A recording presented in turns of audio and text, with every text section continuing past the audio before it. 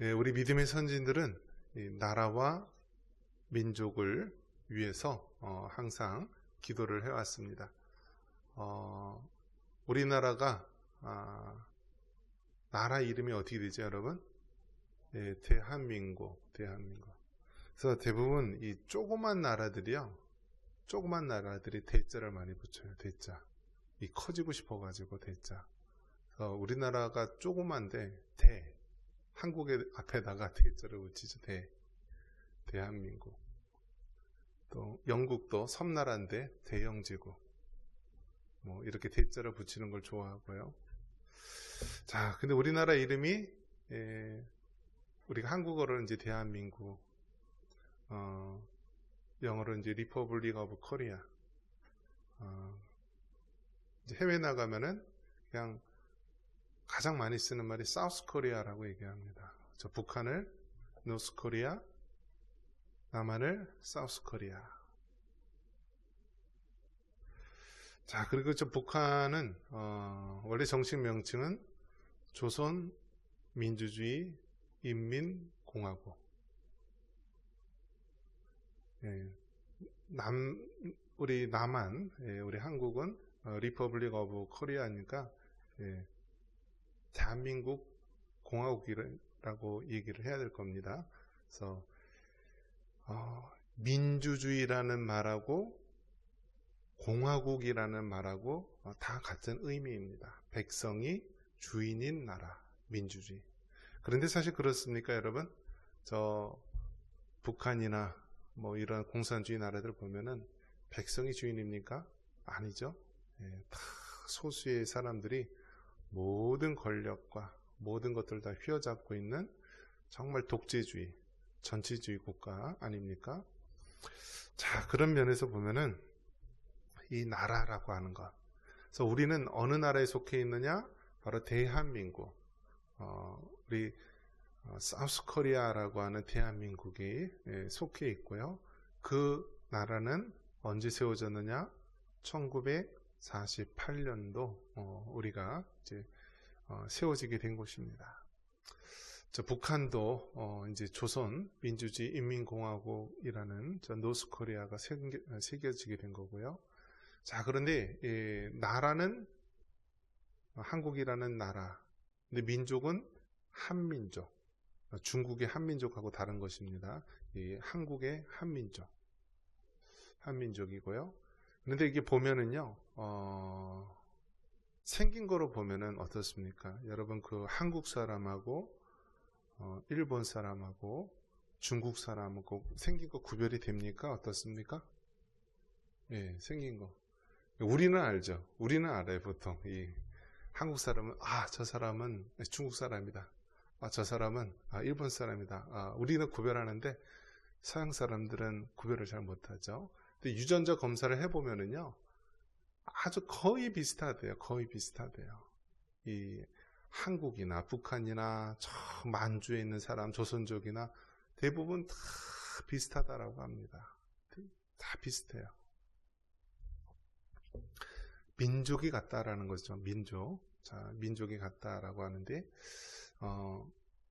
이제 그 쭉 이렇게 또 올라가다 보면은, 이 모든 세상이 아담과 하와의 우리가 자손이기도 하고, 또 노아의 홍수 이후로는 모든 세상이 다 멸망하고요. 인류가 멸망하고, 노아의 세 아들, 셈과 함과 야벳, 이 세 아들의 또 후손인데, 흔히 보기를 셈 족속을 이제 그 유대인을 비롯한 아시안 계통을 셈 족속, 또 함을 우리가 이제 아프리카 쪽, 피부가 좀 검은 아프리카 쪽 계열로 보고, 야벳을 이제 유럽 그런 족속으로 이제 보는 시각도 있습니다.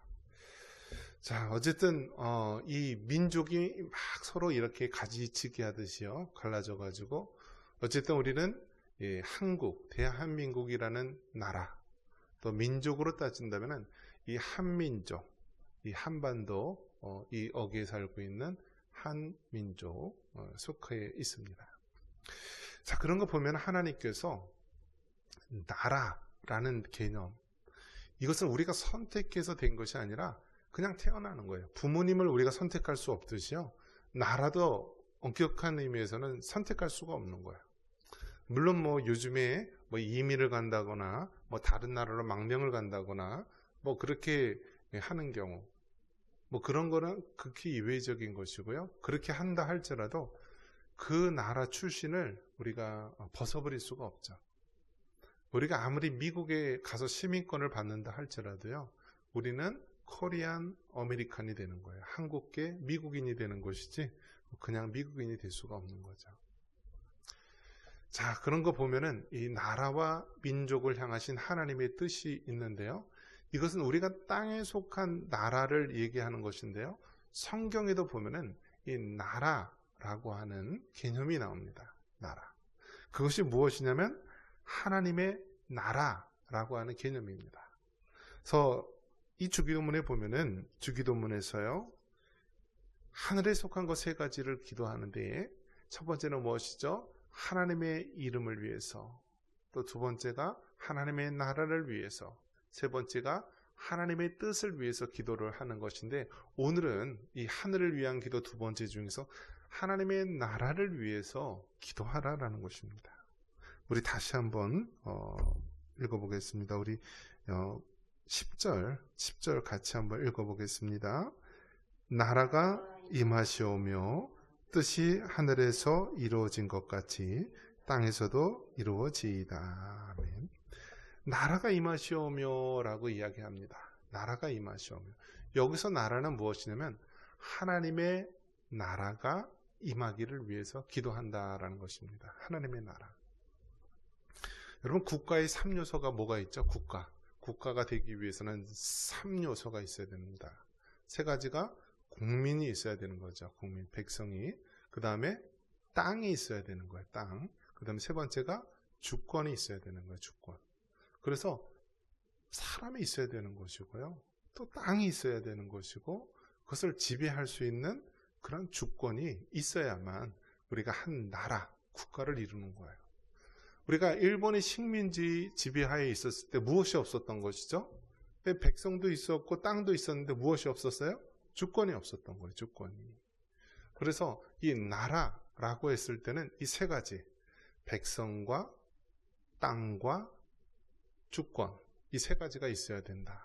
근데 성경에서도 이제 나라라는 개념이 나올 때 이 나라는 무엇을 얘기하냐면 이 세 가지, 백성과 땅과 주권 중에서 특히 강조하는 것이 주권이다라는 사실입니다. 주권. 그러니까 하나님의 나라가 임하시오며 라고 우리가 기도를 해야 하는데 이때 하나님의 나라는요, 특히 하나님의 주권을 얘기하는 거예요. 하나님의 주권. 하나님이 다스리시고 하나님이 이끌어 주시고 하나님의 통치대로 이끌어 나가시는 것. 이것이 바로 하나님의 나라가 임하시오며 라고 기도하는 것입니다.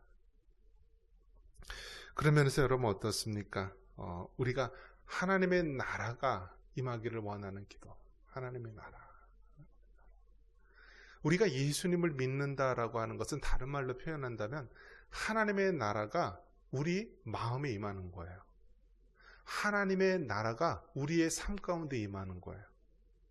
즉 하나님의 통치, 하나님의 다스리심이 우리 안에 임하는 것. 이것이 바로 예수님을 믿는다는 것, 하나님의 자녀가 된다는 것, 하나님 나라 백성, 천국 백성이 된다는 것이라고 말할 수 있는 것입니다. 여러분이 예수님을 믿고 하나님의 자녀가 됐다는 것은 여러분의 삶 속에 바로 하나님의 나라가 임하고 하나님이 통치하시고 하나님이 다스리신다라는 것을 말하는 것입니다.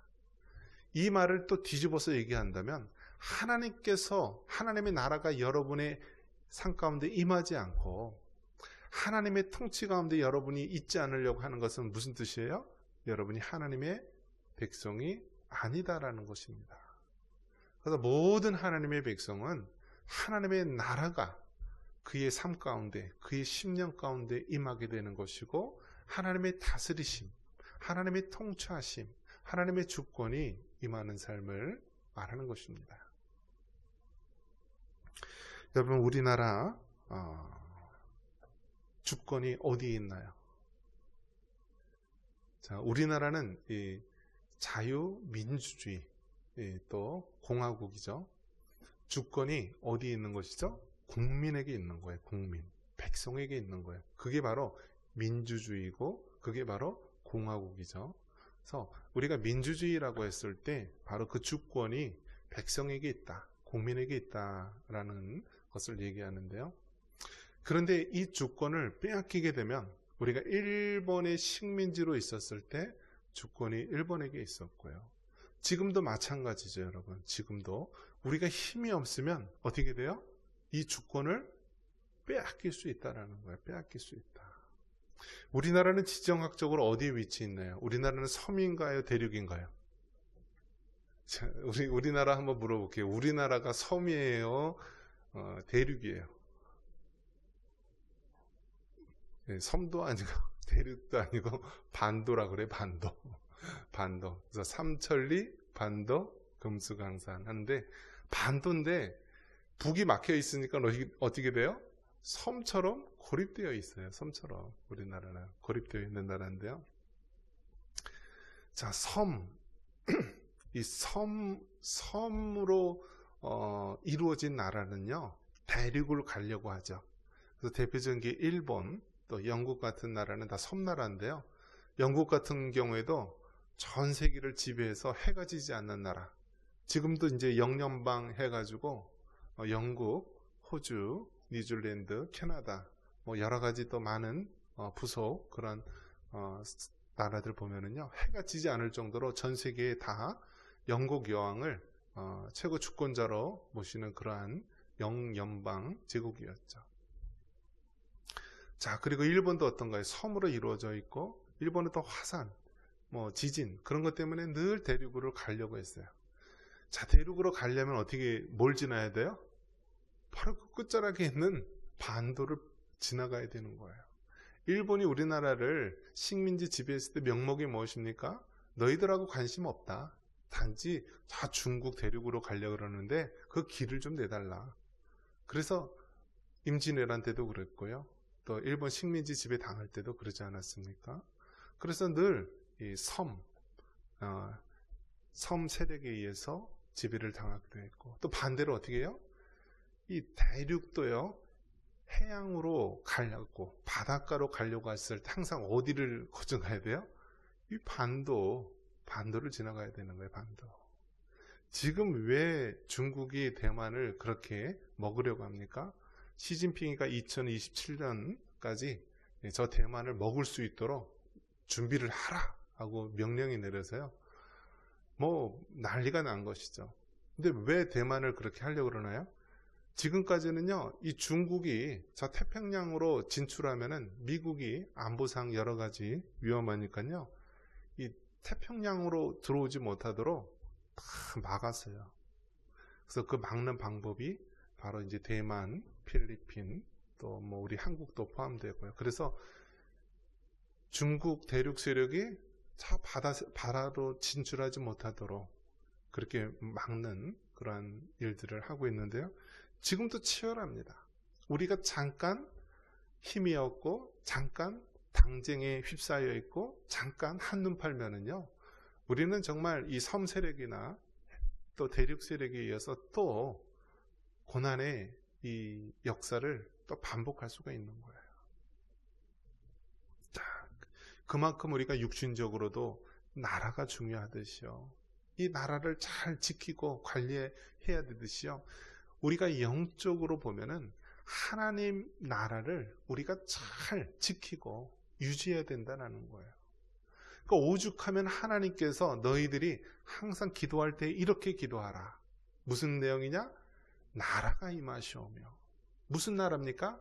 하나님의 나라가 우리에게 임하도록, 하나님의 나라가 우리의 가정에 임하도록, 하나님의 나라가 우리의 교회에 임하도록, 하나님의 나라가 우리 이 사회에, 이 나라에 임하도록 기도하라라는 것입니다.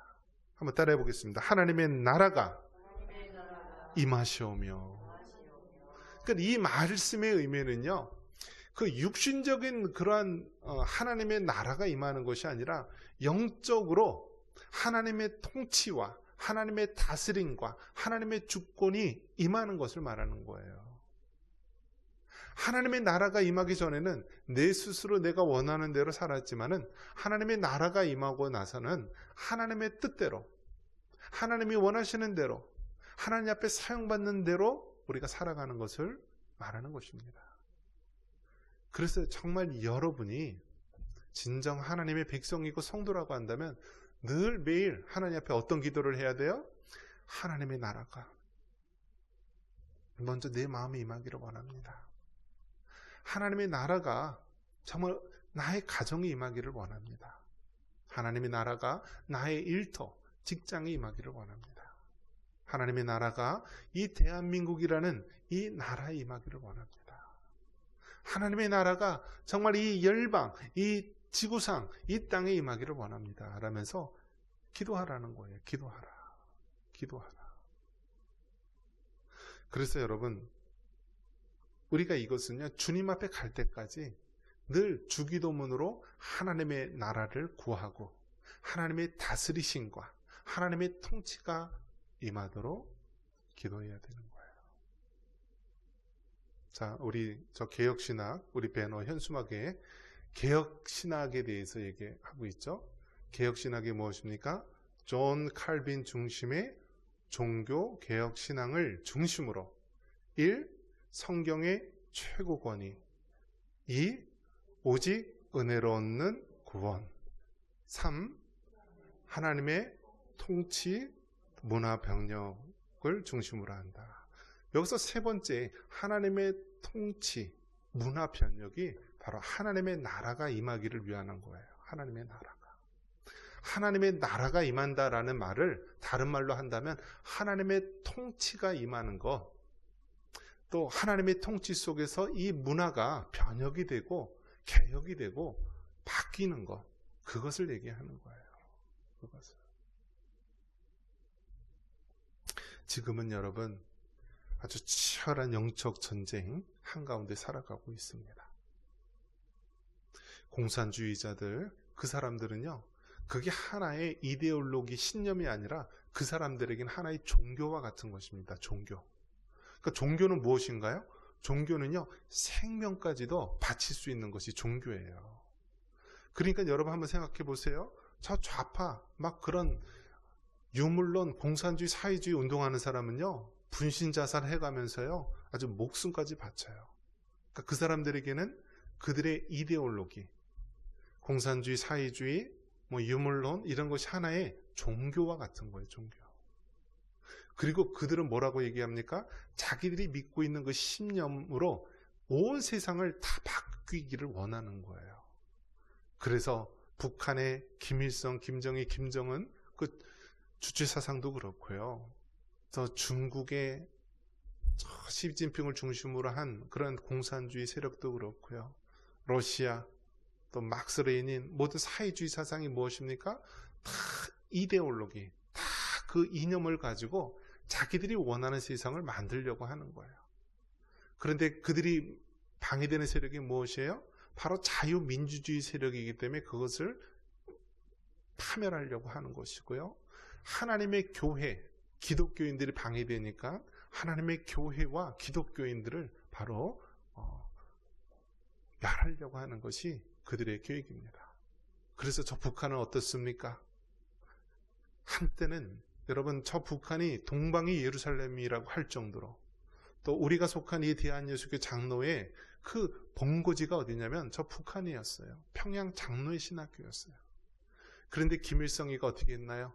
그 북한에 있는 모든 목회자들이나 교회 사람들을 이용해 먹고요. 나중에 북한 땅을 다 차지한다면 어떻게 했습니까? 다 처단했어요. 교회의 집사님이나 목사님, 장로님들 다 처형하고요. 그 자손들은 아우지탄강으로 다 끌고 가고 다 처단했습니다. 바로 지금은 정말 이 이데올로기 전쟁 속에 한가운데 있는 것입니다. 이럴 때일수록 우리가 정신을 차리고 하나님의 나라가, 하나님 이 땅에 임하기를 원합니다. 이 위기의 이 대한민국 가운데 하나님이 다스리시는 나라, 하나님이 통치하는 나라가 임하기를 원합니다. 더 정치인들, 저 보이지 않는 카르텔로 서로 자기들끼리 이권을 위해 뭉쳐있는 저 어둠의 세력들, 경관진들도 다 무너지고 하나님의 나라가 임하기를 원합니다. 그렇게 우리가 기도하며 또 싸워 나가야 되는 것입니다. 이런 은혜가 있기를 주님의 이름으로 축원합니다.